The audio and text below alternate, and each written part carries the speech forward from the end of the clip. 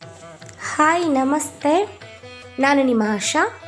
ಇದು ಬಂದು ಶನಿವಾರ ಮತ್ತು ಭಾನುವಾರದ ವ್ಲಾಗ್ ಆಗಿರುತ್ತೆ. ಭಾನುವಾರ ನಮ್ಮ ಮನೆಯಲ್ಲಿ ಮನೆ ದೇವ್ರ ಪೂಜೆ ಇಟ್ಕೊಂಡಿದ್ವಿ. ಸೊ ಹಂಗಾಗಿ ಊರಿಂದ ನನ್ನ ತಂಗಿ ಹರ್ಷಿತಾ, ನನ್ನ ಕಸಿನ್ ಪಲ್ಲವಿ, ನನ್ನ ಅಮ್ಮ ಕೂಡ ಬಂದಿದ್ದರು. ಮಾರ್ಕೆಟಿಂದ ಹೂ ತೊಗೊಬಂದ್ಬಿಟ್ಟಿದ್ವಿ, ಬಿಡಿ ಹೂ. ಅದನ್ನು ಪೋಣಿಸ್ತಾ ಮಲ್ಲಿಗೆ ಹೂ ದಿಂಡು ಸುತ್ತಾ ಕೂತಿದ್ವಿ. ನಾವು ಯಾವುದೇ ಹಬ್ಬ ಇರಲಿ, ಮನೇಲಿ ಪೂಜೆ ಇರಲಿ, ಯಾವಾಗಲೂ ಸಹ ನಾವು ಮಾರ್ಕೆಟಿಂದ ಬಿಡಿ ಹೂ ತೊಗೊಬಂದ್ಬಿಟ್ಟು ಈ ರೀತಿ ಪೋಣಿಸ್ಕೊತೀವಿ ಅಥವಾ ಕಟ್ಕೊತೀವಿ. ಅದೇ ರೀತಿ ಈಗಲೂ ಸಹ ಮಾಡ್ಕೊಂಡ್ವಿ. ಮತ್ತು ಏನಪ್ಪ ಅಂದರೆ ಬೆಳಗ್ಗೆ ಬೇಗ ಪೂಜೆ ಇದೆ. ಬೇಗ ಪೂಜೆ ಇರೋದ್ರಿಂದ ರಂಗೋಲಿ ಬೇಗ ಬೆಳಗ್ಗೆ ಹಾಕೋಕ್ಕಾಗೋದಿಲ್ಲ ಅಂತ ನೈಟೇ ಹಾಕ್ಕೊಳ್ಳೋಣ ಅಂತ ಪ್ರಿಪ್ರೇಷನ್ ಮಾಡ್ಕೊಂಡ್ವಿ.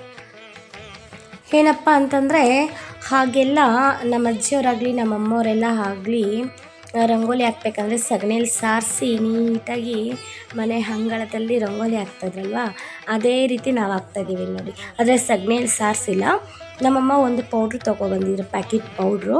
ಆ ಪೌಡ್ರನ್ನೆಲ್ಲ ನೀರಲ್ಲಿ ಮಿಕ್ಸ್ ಮಾಡ್ಕೊಬಿಟ್ಟು ಈ ಥರ ಸಾರಿಸಿದ್ರೆ ಸೇಮ್ ಸಗಣಿಯಲ್ಲಿ ಸಾರಿಸಿರೋ ಥರನೇ ಇರುತ್ತೆ, ಚೆನ್ನಾಗಿ ಕಾಣಿಸುತ್ತೆ. ಸೇಮ್ ಸಗಣಿಯಲ್ಲಿ ಸಾರಿಸಿರೋ ಥರ ಆ ರೀತಿ ನಾವು ಸಾರಿಸ್ಕೊಟ್ರು ಅಮ್ಮ. ನಾವು ರಂಗೋಲಿ ಹಾಕೋಕ್ಕೆ ಸ್ಟಾರ್ಟ್ ಮಾಡಿದ್ವಿ. ನಾವು ರಂಗೋಲಿ ಹಾಕೋಕ್ಕೆ ಸ್ಟಾರ್ಟ್ ಮಾಡಿದಾಗ 12 ಆಗೋಗಿತ್ತು. ನನ್ನ ಮಗಳು ಸ್ವಲ್ಪ ಹೊತ್ತು ಹಾಕ್ಕೊಟ್ಲು, ಕಲರಿಂಗ್ ಮಾಡಿದ್ಲು. ನಾನು ಬೆಳಗ್ಗೆ ಎದ್ದೊಳಗೆ ಲೇಟ್ ಆಗುತ್ತಮ್ಮ, ಪೂಜೆಗೆ ಮಲ್ಕೋ ಹೋಗು ಅಂತ ಹೇಳಿಬಿಟ್ಟೆ.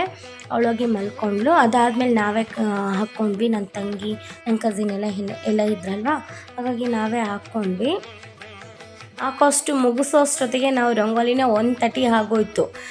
ಚಳಿ ಇತ್ತು ಹೊರಗಡೆ, ಮತ್ತು ತುಂಬ ನಿದ್ದೆ ಬರ್ತಾಯಿತ್ತು, ಟಯರ್ಡ್ನೆಸ್ ಅನಿಸಿತ್ತು. ಪೂಜೆ ಫಂಕ್ಷನ್ ಅಂದಮೇಲೆ ಮನೇಲಿ ಕೆಲಸ ಇರುತ್ತಲ್ವ, ಸ್ವಲ್ಪ ನಿದ್ದೆ ಬರ್ತಾಯಿತ್ತು. ಹಾಕೋಷ್ಟರಲ್ಲಿ ಲೇಟೇ ಆಗೋಯ್ತು ನಮಗೆ. ಹಾಕಿ ಮುಗಿಸಿದ್ವಿ. ಅದಾದಮೇಲೆ ನಮ್ಮಮ್ಮಗೆ ಹೇಳಿದ್ವಿ, ಬಾರ್ಡ್ರು ಹಾಕ್ಬಿಡಮ್ಮ ಒಂದು ಅಂತ ಹೇಳಿದ್ಮೇಲೆ ಒಂದು ಬಾರ್ಡ್ರ್ ಡಿಸೈನ್ ಚುಕ್ಕಿ ಇಟ್ಟು ನಮ್ಮಮ್ಮ ಹಾಕ್ಕೊಟ್ರು. ಫಿನಿಶ್ ಎಲ್ಲ ಆದಮೇಲೆ ನಮ್ಮ ರಂಗೋಲಿ ಈ ರೀತಿ ಕಾಣಿಸ್ತಾ ಇದೆ ನೋಡಿ. ಅದು ಸಾರಿಸಿರೋದ್ರ ಮೇಲೆ ಈ ರೀತಿ ರಂಗೋಲಿ ಹಾಕಿರೋದ್ರಿಂದ ಒಂಥರ ವಿಂಟೇಜ್ ವೈಬ್ ಅಂತಾರಲ್ಲ, ಆ ರೀತಿ ಅನ್ನಿಸ್ತಾಯಿತ್ತು ನನಗೆ. ವಿಂಟೇಜ್ ವೈಬೇ ಕೊಡ್ತಾಯಿತ್ತು, ತುಂಬ ಚೆನ್ನಾಗಿ ಕಾಣಿಸ್ತಾಯಿತ್ತು.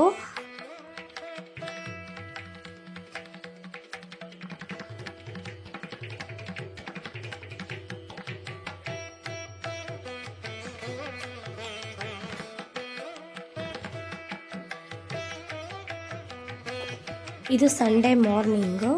ಪೂಜೆಗೆ ಬೆಲ್ಲದ ಆರತಿ ಅಥವಾ ತಂಬಿಟ್ಟಿನ ಆರತಿ ಅಂತ ಕರಿತೀವಲ್ವ, ಅದನ್ನು ರೆಡಿ ಮಾಡ್ಕೊತಾ ಇದ್ದಾರೆ.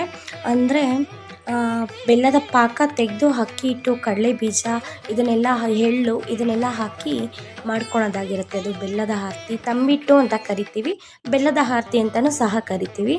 ಅದಕ್ಕೆ ಹೂವಿನಲ್ಲಿ ಪೋಣಿಸ್ಕೊಂಡು ಈ ರೀತಿ ಎಲ್ಲ ಜೋಡಿಸ್ಕೋಬೇಕು. ಜೋಡಿಸ್ಕೊಂಡಿದ್ದೆಲ್ಲ ರೆಡಿ ಅದಾಯಿತು. ಅದಾದಮೇಲೆ ನೈವೇದ್ಯಕ್ಕೆ ಅಂತ ಸಿಹಿ ಪೊಂಗಲ್, ಸ್ವೀಟ್ ಪೊಂಗಲ್ ಮಾಡಿದರು ನಮ್ಮಮ್ಮರು. ನೈವೇದ್ಯ ಇಟ್ಟು ಪೂಜೆ ಮಾಡೋದಕ್ಕೆ ಸ್ವೀಟ್ ಪೊಂಗಲ್ ಮಾಡಿದರು. ಅದು ಎಲ್ಲ ಮಾಡಿ ರೆಡಿ ಆಯಿತು. ನಾನು ಸಹ ದೇವ್ರ ಮನೆಯಲ್ಲೆಲ್ಲ ಪೂಜೆಗೆಲ್ಲ ರೆಡಿ ಮಾಡಿಕೊಂಡು ದೇವ್ರ ಪೂಜೆ ಮಾಡೋದಕ್ಕೆ ಸ್ಟಾರ್ಟ್ ಮಾಡಿದೆ.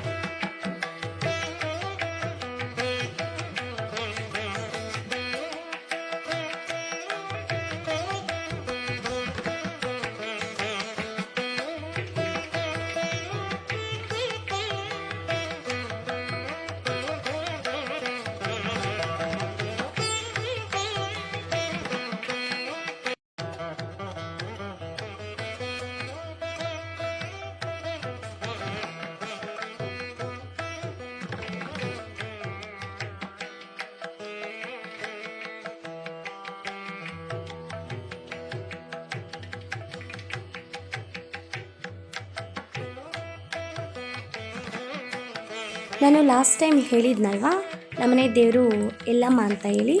ದೇವಸ್ಥಾನಕ್ಕೆ ಹೋಗಿ ಪೂಜೆ ಮಾಡ್ಕೊಂಬರೋದ್ರ ಜೊತೆಗೆ ಮನೆ ಹತ್ರ ಸಹ ಚಪ್ಪರ ಹಾಕಿ ದೇವ್ರನ್ನ ಜೋಡಿಸಿ ಮನೆ ಹತ್ರ ಸಹ ಈ ಥರ ಪೂಜೆ ಮಾಡ್ಕೊತೀವಿ.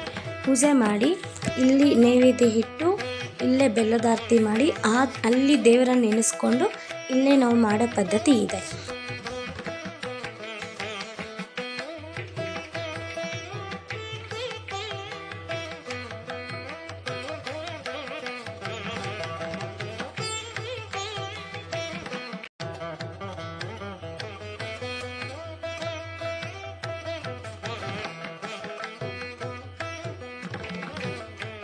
ನಾನು ಸ್ವಲ್ಪ ಬ್ಯುಸಿ ಇದ್ದೆ, ವಿಡಿಯೋ ತೊಗೊಳಕ್ಕಾಗಲಿಲ್ಲ.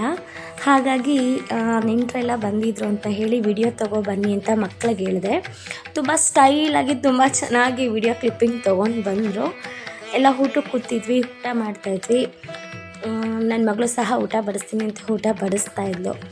ಅದಾದಮೇಲೆ ಎಲ್ಲರದ್ದು ಊಟ ಎಲ್ಲ ಆಯಿತು, ಮುಗೀತು. ನೆಂಟರೆಲ್ಲ ಬಂದು ಹೋಗಿದ್ರು, ಆಲ್ಮೋಸ್ಟ್ ಬಂದು ಹೋಗಿದ್ರು.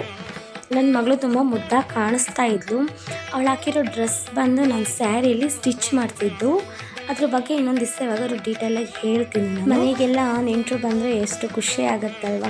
ಅದರಲ್ಲೂ ಒಂದೊಂದು ದಿನ ಉಳ್ಕೊಂಡ್ರು ಅಂತಂದರೆ ಇನ್ನೂ ಖುಷಿ ಆಗುತ್ತೆ. ಅವ್ರ ಜೊತೆ ಮಾತಾಡ್ತಾಯಿದ್ರು, ದಿನ ಕಳಿಯೋದೇ ಗೊತ್ತಾಗೋದಿಲ್ಲ ಎಲ್ಲರೂ ಒಂದು ಹತ್ರ ಸೇರಿದ್ರೆ. ಅದೇ ರೀತಿ ಅವತ್ತು ಆಗಿತ್ತು, ತುಂಬಾ ಖುಷಿ ಆಯಿತು. ಹಾಗೆ ನಾವು ಒಂದೊಂದು ಕ್ಲಿಪ್ಪಿಂಗ್ ತೊಗೊಂಡ್ವಿ. ಇನ್ನೂ ಯಾರೆಲ್ಲ ಸಬ್ಸ್ಕ್ರೈಬ್ ಮಾಡ್ಕೊಂಡಿಲ್ವೋ ಪ್ಲೀಸ್ ಸಬ್ಸ್ಕ್ರೈಬ್ ಮಾಡ್ಕೊಳ್ಳಿ, ಶೇರ್ ಮಾಡಿ, ಸಪೋರ್ಟ್ ಮಾಡಿ. Thanks for watching.